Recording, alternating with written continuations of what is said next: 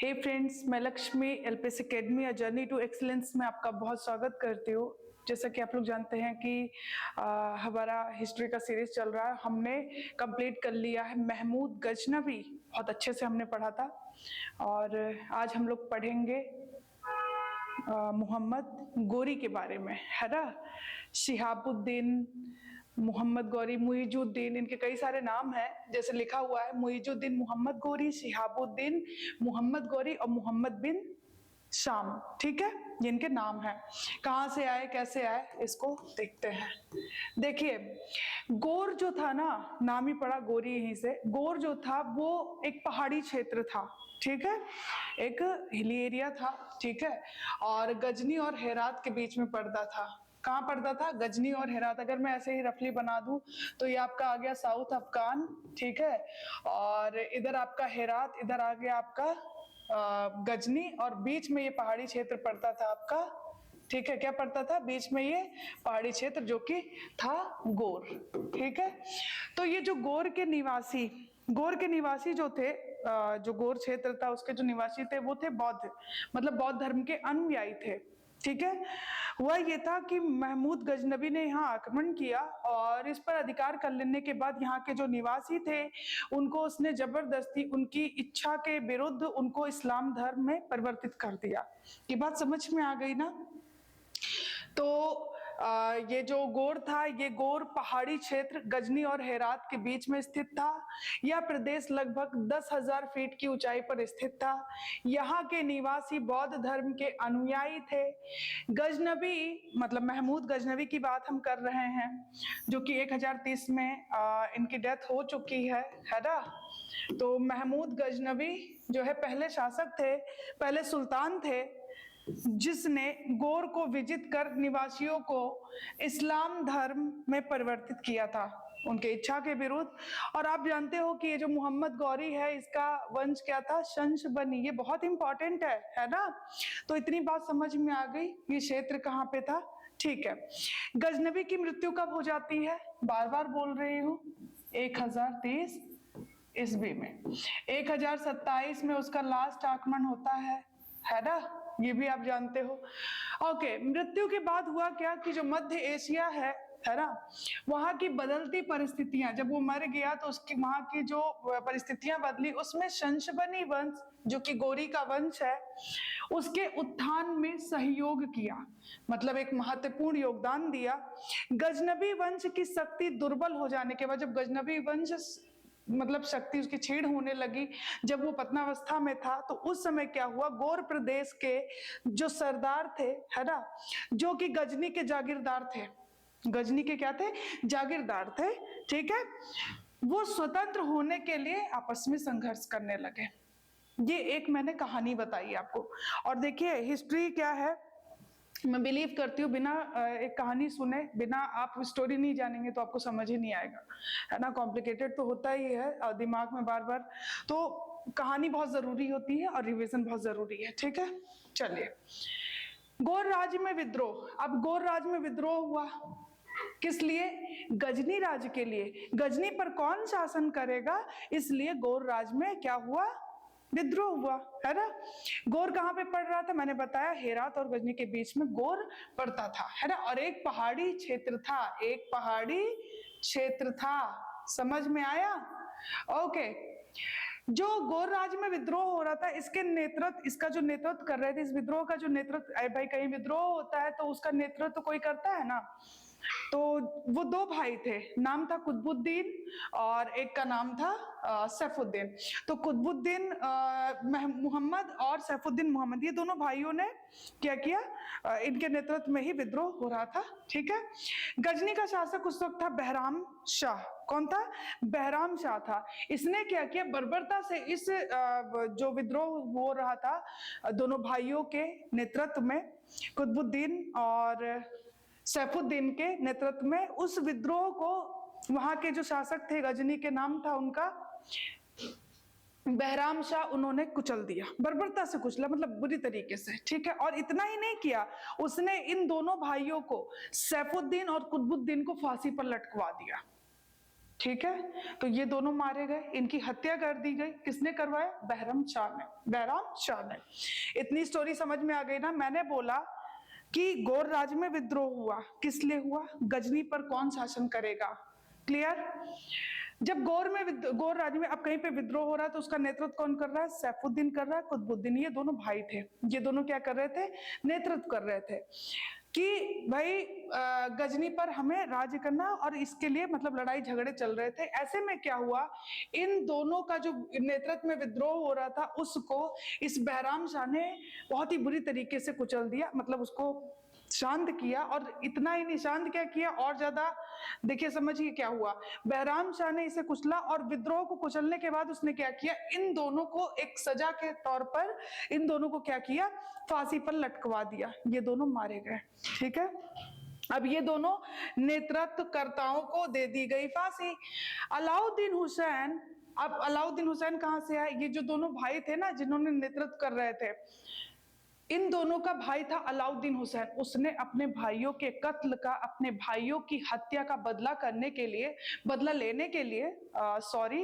लेने के लिए उसने गजनी को ना 7 रात और 7 दिन तक जलाया, कत्लेआम मचा दिया वहां पे।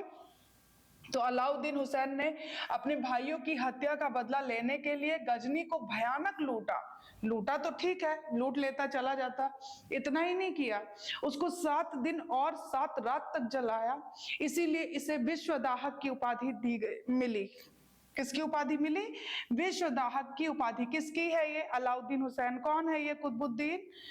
कुतुबुद्दीन ऐबक की बात नहीं कर रही हूं मैं, है ना। ये कुतुबुद्दीन मोहम्मद है, सैफुद्दीन मोहम्मद है, जो कि गजनी पर शासन करने के लिए, सत्ता प्राप्ति के लिए गौर राज्य में विद्रोह कर रहे थे, और ये दोनों नेतृत्व करता थे। इनकी हत्या करवा देता है कौन? बहराम शाह। ठीक है, और उसी हत्या का बदला लेने के लिए अलाउद्दीन हुसैन क्या करते हैं, गजनी को 7 दिन और 7 रातों तक जलाते हैं। क्लियर ना। गजनवी वंश का एक व्यक्ति था खुसरो शाह, वो बेचारा डर से भाग गया पंजाब भाग कर आया, और उसने क्या किया, पंजाब में लाहौर को राजधानी बनाकर और वहां पे करने लगा शासन। मैं उम्मीद करती हूँ कि इतनी कहानी आप लोगों को बेहतर समझ में आ गई है ना। चलो, अलाउद्दीन का उत्तराधिकारी कौन बना?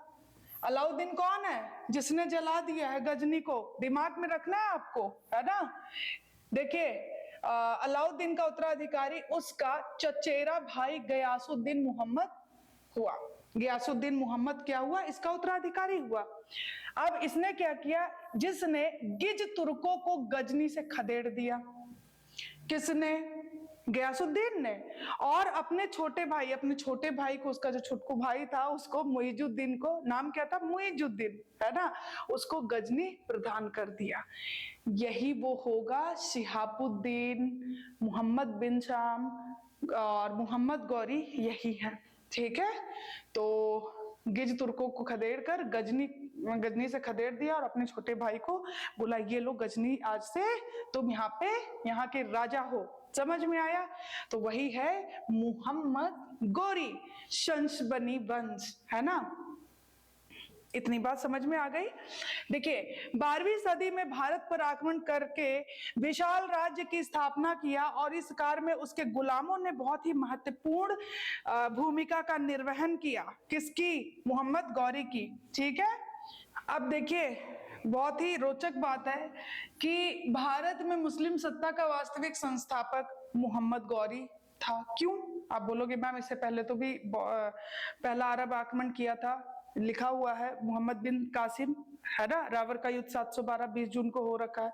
उसके बाद महमूद गजनबी आता है, और मोहम्मद गौरी क्यों हुआ, तो देखिए आगे समझिए। हालांकि इससे पहले 712 ईस्वी में पहला आक्रमणकारी मोहम्मद बिन कासिम था। उसने भारतीय राज्यों को विजित किया, बिल्कुल किया, लेकिन शीघ्र ही ना उसकी मृत्यु हो जाती है, और वो भारत में स्थायी साम्राज्य स्थापित नहीं कर पाता है। समझ में आया? तो स्थायी साम्राज्य स्थापित नहीं कर सका। तो ये बात समझ में आ गई ना। चलो, मोहम्मद गौरी के भारत पर आक्रमण के कारण क्या थे? क्यों वो आक्रमण करना चाहता था? उसकी कोई जाति दुश्मनी थी, है ना। देखते हैं, बहुत इंपॉर्टेंट है ये। गजनी पर शंशबनी वंश का अधिकार था, लेकिन किंतु ख्वारिज्मों की शक्ति का विरोध करना उनके लिए संभव नहीं हो पा रहा था। बेशक ये लोग शंशबनी वंश गजनी पर शासन कर रहा था, लेकिन ख्वारिज्मों का मतलब ख्वारिज्म इन पर भारी पड़ रहे थे, ख्वारिज्म वंशीय, ठीक है, और उनके लिए संभव ना था कि वो वहां पे शांति से शासन कर पाते। तो ख्वारिज्मों ने गौर वंश के पश्चिम विस्तार को भी, अब गौर जो है पश्चिम की ओर विस्तार करना चाहते थे, वहां भी ये और उधर का काम कर रहे थे, वहां भी इनको परेशान कर रहे थे। तो ऐसे में क्या हुआ, ख्वारिज्म के शाह कौन था, शाह ने खुरासान यानी पूर्वी ईरान को भी जीत लिया, जो कि ख्वारिज्मों और गौर के बीच झगड़े की मेन मतलब मुख्य जड़ यही थी, मेन कारण यही था कि पूर्वी ईरान को जीत लिया था किसने, ख्वारिज्म के शाह ने, ठीक है, खुरासान यानी पूर्वी ईरान, ठीक है। तो मैं एक बार फिर से रिपीट करती हूँ, मैंने बोला कि गजनी पर शंशबनी वंश का अधिकार था, लेकिन अधिकार तो था ही, लेकिन जो ख्वारिज्म वंशीय थे ना, उन्होंने इसकी शक्ति का विरोध कर दिया, ठीक है, और उसके लिए मतलब गौर के लिए संभव नहीं था कि वो मतलब आगे बढ़ते। तो ख्वारिज्मों ने गौर वंश के पश्चिम विस्तार को, अब देखिए ख्वारिज्म जो थे उन्होंने गौर वंश के पश्चिम विस्तार को भी रोक दिया था, ये भी था, है ना, और ख्वारिज्म के शाह ने इतना ही नहीं किया, खुरासान यानी पूर्वी ईरान पर भी कब्जा कर लिया। मेन कारण ही, मेन झगड़े की जड़ ही ये पूर्वी ईरान वाला था कि उस पर इसने कब्जा कर लिया था, ठीक है, ख्वारिज्म वंशीय। चलिए, तो ये कारण था। अब हुआ क्या, इस पर जब कब्जा कर लिया पूर्वी ईरान पर ख्वारिज्मियों ने, फलस्वरूप गोरियों के पास भारत की ओर प्रसार करने के अलावा दूसरा कोई और विकल्प नहीं रह गया, ठीक है, और पश्चिम की ओर राज्य विस्तार का उत्तरदायित्व गोरी के बड़े भाई गयासुद्दीन का था, ठीक है, पश्चिम की ओर विस्तार का जो जिम्मेदारी था वो किसका था, गोरी का बड़ा भाई था गयासुद्दीन, ठीक है, जो कि गौर का शासक था, ठीक है। अतः गोरी ने साम्राज्य विस्तार के लिए उत्तर भारत का क्षेत्र चुना। तो एक कारण तो ये हो गया, ठीक है, दिमाग में ख्वारिज्म रखिएगा, ठीक है। आक्रमण का जो दूसरा कारण था वह यह था कि पंजाब पर अधिकार, दूसरा कारण क्या था, पंजाब पर अधिकार, जहां पर गजनबी वंश, देखिए गजनबी से गोरियों का तो वैसे भी मतलब एक समय से चला आ रहा था शत्रुता, ठीक है, तो जहां गजनबी वंश का शासन था, जो लाहौर पर शासन कर रहे थे, लाहौर पे कर रहे थे, है ना, और दोनों के बीच गजनबी और गौर वंशानुगत शत्रुता थी। और आपको बताया था खुसरो शाह यही भाग आया था, है ना, गजनबी वंश का खुसरो शाह भाग आया था और लाहौर को राजधानी बनाकर क्या कर रहा था, शासन कर रहा था।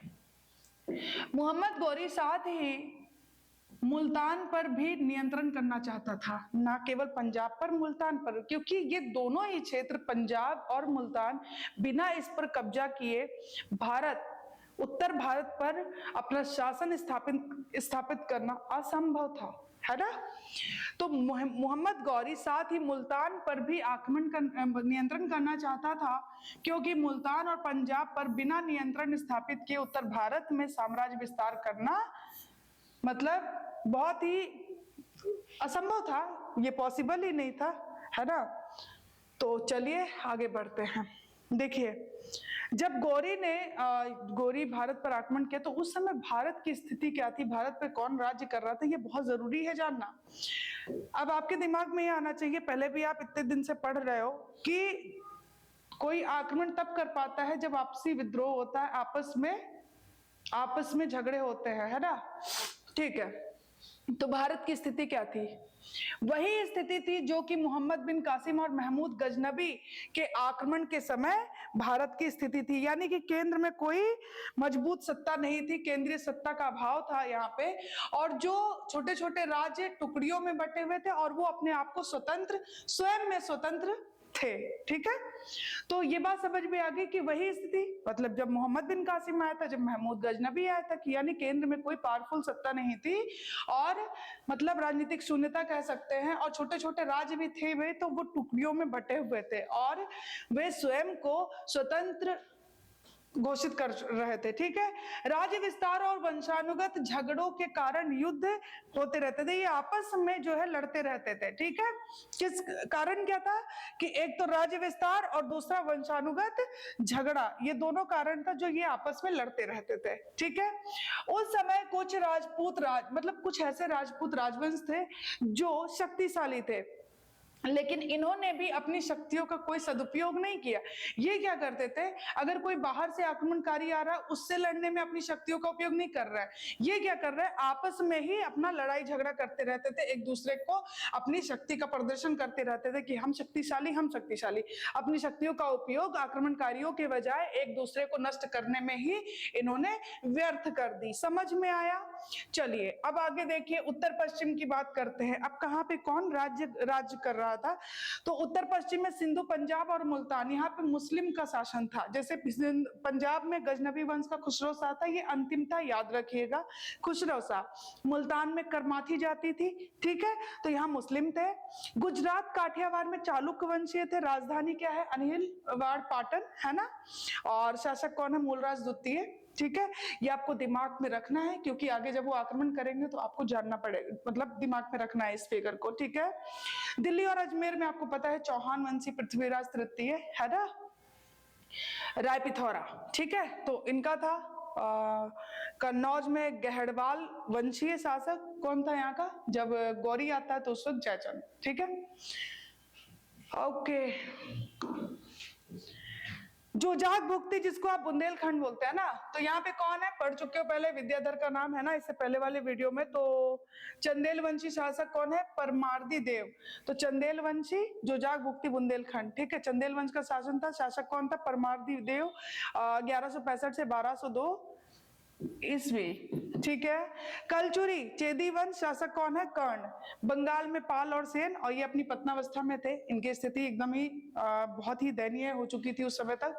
तो ये मैंने मतलब आगे हम इसके आक्रमण के बारे में, वीडियो बहुत लंबी हो जाती, तो ये हमने आज समझा, और नेक्स्ट वीडियो में हम इसके आक्रमण को पढ़ेंगे, मतलब मोहम्मद गोरी के। उम्मीद करती हूँ कि आपको वीडियो पसंद आएगा, और खूब पढ़िए, खूब खुश रहिए। Thank you so much.